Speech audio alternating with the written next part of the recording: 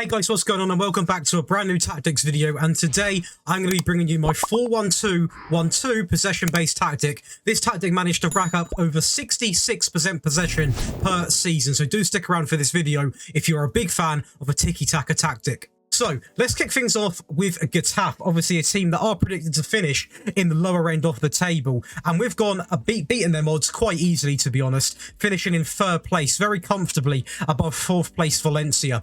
With 83 goals scored and 42 conceded, obviously quite reasonable stats considering the team that we are in this division. It's going to be Munir, coming in with 31 goals. Porto coming in with a 7.64 highest average match rating, and Borja Mayoral coming in with 12 assists. Now, I want to say quickly, this tactic isn't going to be scoring 4 or 5 goals a game necessarily in every game, because it is such a patient, balanced, build-up tactic. You're going to be playing beautiful pass and play throughout the midfield. Obviously, that is why we prioritise stacking that midfield, and there's not too many wide players, but you still are able to find width in this formation with overlap and fullbacks, and also the fact that 2 of the midfield players are going to look to drift out wide when needed to do so.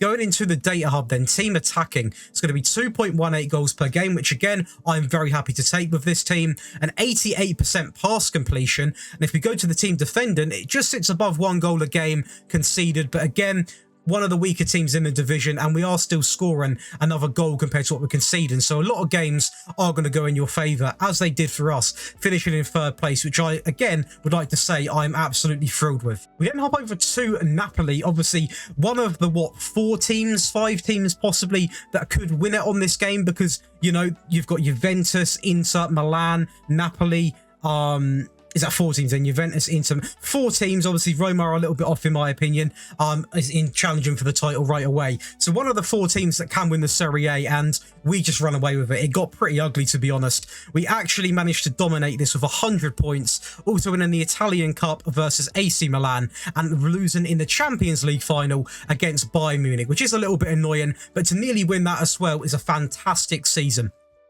108 goals scored, so a lot better, and only 13 conceded. Victor Osimhen with 72 goals. Zielinski coming in with 27 assists, and that's going to be Osimhen also taking the highest average match rating. The data hub. Let's start off with team defending.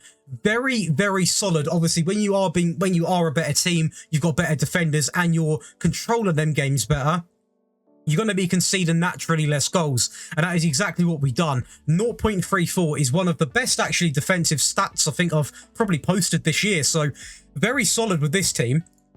And attacking wise, it's even better. 2.84 goals per game with pretty much a 90% pass completion. So one of the beautiful things about this system is the fact, obviously, the midfield is stacked, the players are close together, so you are going to keep the ball relatively easily, and also you are going to have fullbacks that do push up the pitch as well. So if you are sort of being trapped in the centre of the park, you can play it out wide and get a little bit of width if needed as well. So this system done us very well with Napoli, very happy with it indeed. Almost a flawless season, bar the Champions League, but I'll take it any day. What a season. Let's hop over to a real giant now. That is going to be Manchester City. Now, this is honestly incredible. We managed to dominate the Premier League, I would say as expected, but we also managed to win the FA Cup, the Carabao Cup, and the Community Shield. We did get knocked out of the Champions League versus PSG, but we were also managing PSG in this save, which I will show you how that ran down as well. But 131 goals scored and only 20 conceded, ranking us the best again, back-to-back tests in the categories. Erling Haaland with 88 goals, also the highest match rating. Bernardo Silva contributing with 33 assists, so one hell of a season for him. In terms of the data hub, team defending is going to be 0.53, a little bit higher than Napoli's stats, but there again, you are in the Premier League. There's a lot better attacking quality on display, but still a very, very solid defensive performance, conceding just about half a goal a game, if you do want to word it like that. Team attacking, absolutely outrageous. 3.45 goals per game, pretty much again a 90% pass completion. Now, one thing I would like to point out here is obviously we have got Erling Haaland, so that makes quite a big difference. So that is probably why there is quite a jump from the Napoli system. But even with a team like Napoli, and even the lower teams as we saw earlier, you can still easily score above 2 goals a game, and I am going to go over how you can increase that if you want to go a little bit more attacking and not be as sort of patient with how you build up going forwards. We then go over to Malaga, obviously, which are going to be in the second tier of Spanish football and not predicted to win the league by any means of the imagination. And that's exactly what we've done, actually winning by 4 points. So quite a close division, but nevertheless, we did win. Best at scoring goals was 76, the fourth best at conceding, so could do a little bit better in that area, I suppose. It's going to be Fran Sol coming in with 22 goals and also grabbing the highest match rating, and it's going to be Febas coming in with the most assists. Going into the data hub then, we're going to see a little bit worse defending, bang on 1 goal per game, which to be honest, still isn't that horrific considering the match engine is still not being completely perfect. But compare that to attacking, 1.81, so nearly double actually the goals that are going in compared to what we're conceding. The pass completion does take a little bit of a hit, but it's still basically 88%. So when your passes are, being completed 88% of the time, forget 90, we're talking about 88% of the time. That's nearly, getting on for 9 out of 10 passes are going to be bang on. And that is exactly what this tactic is designed to do. And, when you're doing that, you can win divisions like this. It was close, but we won the division. That's all that matters. That leaves us with PSG. Now, this was one of the most dominant ones we done, absolutely thrashing the French division, also winning the French Cup and the Trophy de Champion. We did lose to Bayern in the quarterfinals, but they were the team that did go on to win the Champions League, so they were on a mission. A little bit gutted we couldn't sort of knock them out, but PSG never have really had that killer instinct in the Champions League.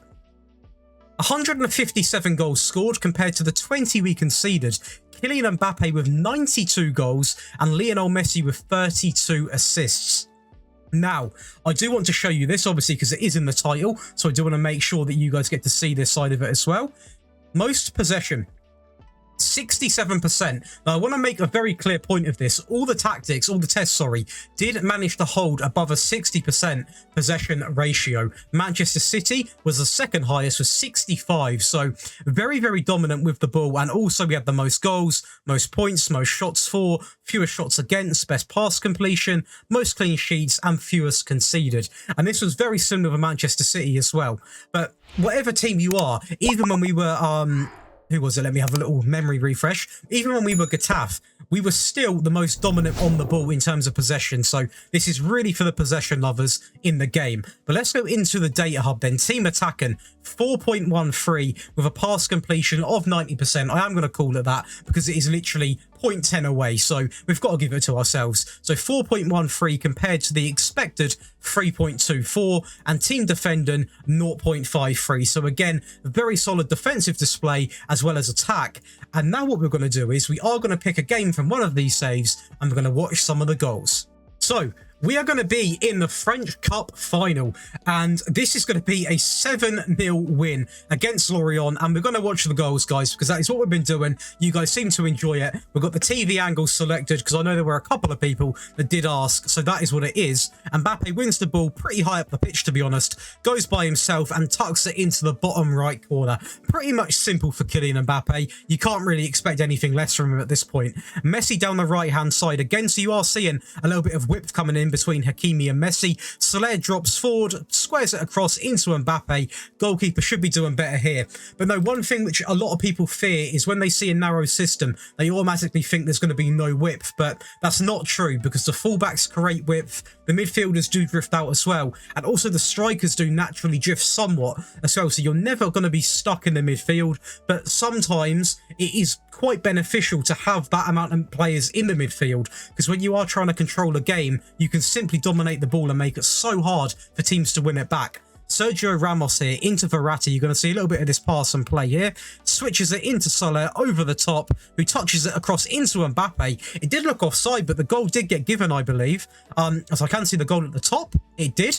We then win it back again with Nuno Mendes into Mbappe, takes his time with it, runs and runs, a lovely run from Fabian, who tucks it into the bottom left corner. And that is where you're seeing the midfield players actually have the freedom to push up and make them runs, which you'd expect a striker to be making. So this tactic is quite attacking as well. So that's another great thing that's got going for it.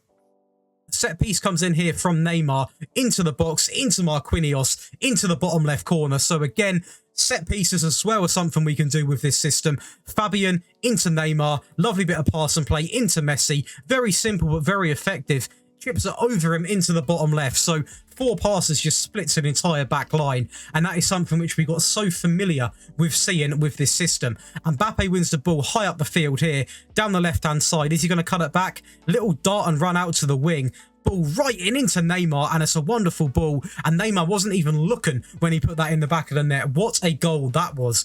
And it was a game which we absolutely dominated. I mean, 5.84 XG, 16 on target, 33 shots overall with 66% possession. So a very dominant French Cup trophy final. And you know what? We should be winning these games, but it's very nice to see a game being won so dominantly. But let's hop over to the tactic breakdown, which I know is why you guys come and watch these tactics, which is fair enough. If you guys are enjoying this video so far, be sure to do me a couple of favors. Like the video and do subscribe to the channel. It's completely free and it does help the video get found and also the channel grow. So this is the daily 4-1-2-1-2 system. So you want your mentality set to positive. Now, again, if you want to go more attacking into your games, simply switch this to attacking, but just be cautious. If you're not playing as a top team and you keep going into games against better opposition as attacking and you go a goal behind, you've then got to go to very attacking to really, you know, get into that extra gear, and that is when you can snowball and concede lots of goals. So be careful. In my opinion, positive is perfect for this system. In possession, fairly whip. Now, what I do here, fairly whip, fairly wide. Now, what I do here is, if I feel like I'm not being wide enough, you can obviously simply just switch this very easily in a game. If you feel like you could do with a little bit more whip, possibly you're matching up against a narrow team as well, and you want to get some whip from them, possibly, you know, you're a bit more dangerous there, then you can look to change this as well. In this option here, you want overlap left and overlap right, focus play down the middle, and play out of defense. Obviously, this is a tiki-taka based tactic, and most of them you are going to play out from the back, and that is exactly what this system does. Much shorter on the pass and directness, with an extremely lot of tempo in the higher selection there. Work ball into box selected, and mix crosses on in the final third. In transition, you want counter press, counter, distribute quickly. And when it comes to distributing the ball to the player, the area, whatever you want to call it, you want to select both sets of the fullbacks and also the centre backs. Distribution type, you want selected as short goal kicks, because for me, I don't really like it when they roll it out. I'd rather them have a little bit of a kick, because obviously the fullbacks might be pushed up a little bit. So having the short kick option, in my opinion, is the preferred option. Out of possession, you want a standard defensive line with a high press line of engagement, much more often on the trigger press, and that is going to be that side of the tactic done. Now, going over to the player roles, there's a nice mix, just to do pay attention. There's quite a mix up here. In goal, nice simple goalkeeper on defend with shorter passing. Not a sweeper, just a basic goalkeeper on the defend duty. Moving over to the right back is going to be a fullback on the automatic role, balanced, get further forward, stay wider, run wide, shorter passing, and aim the crosses at the centre, with shoot less often selected. Now again, you have this on stay wider, it's purely because naturally this hasn't got the most width, but with these midfield players drifting out into these areas here, and fullbacks going up into these areas, you have got width going forward, so that is why it's so important to have that selection, that instruction selected. Two ball playing defenders are exactly the same, so I'm going to show you one. Balanced on the trigger press and shorter passing selected. Going over to the left back is going to be exactly the same as the right back. Balanced, stay wider, get further forward, run wide, shorter passing, shoot less often, and aim the crosses at the centre. Going over to the midfield area, you're going to need to have a DM on the defensive duty. You want that to be balanced, shorter passing, and that is simple. Nice and simple, nothing over the top, and this guy literally is just the glue to the back four. That's all he does, but this guy is very crucial, and trust me, you can't really have any other role, just seems to be too attacking. You can have a ball with a midfielder though, possibly, but in my opinion, a defensive midfielder is the one you want to be having. Going over to the other two in the sort of, well, it is a four, but these are obviously the three slightly deeper ones. You got a box-to-box is a necessity. It's probably the one which, I know I said you could change the defensive midfielder possibly, but the box-to-box, trust me, you need one in this system because they are going to get back, they are also going to go forward, and it is a very crucial role. Less often, run wide with the ball, standard on the directness, and shoot less often with the passing. With the passing, shoot less often, sorry, with the shooting. With the passing, and standard with the passing directness. Again, you are going to be seeing a little bit of run wide with the ball selected on both of these players. in terms of these two, because that is what makes the system work so well, because that is where you get your whip from. You then want a Metzala on the support duty. I did try and have an attacking role, but it's not really, you know, it's a bit too attacking in my opinion, and you still create loads of goals by not having him there in terms of the attacking duty, and you've also got obviously a slightly more forward midfielder anyway, so you don't need an attacking Metzala, so just have a support role. And on him, you want to stay wider, get further forward less often, standard, and dribble more selected. Going over to the front sort of three, this is the one, is what I would call it. It's got to be an advanced playmaker. You want him on less often, move into channels, roam from position, standard, and dribble more. Crucial to have roam from position, by the way, because then he will drift naturally into these areas. He might even drop a little bit deeper. He might drop up here and there. It's crucial to have him. Roam from position in that position, for me, is something I love to have on any sort of player around here, whether he's here, whether he's here. Sometimes I even like having it, if I've got like a playmaker out wide, I even have roam, because it just makes them sort of have that freedom, and you create so many more chances from doing it. The two strikers, then, you want a deep lying forward on the support duty, and that is going to be less often, roam from position, standard with the passing directness, hold up the ball, and shoot more often selected. This guy is going to be the less selfish striker of the two, and he is going to help you create chances for the other striker, and also the midfielders and the fullbacks that do bomb up the pitch and try and create chances and also score some goals. The most selfish striker is going to be the breadwinner. The advanced forward, this is going to be your Mbappe's, your Haalands. Less often, standard, shoot more often, and dribble more.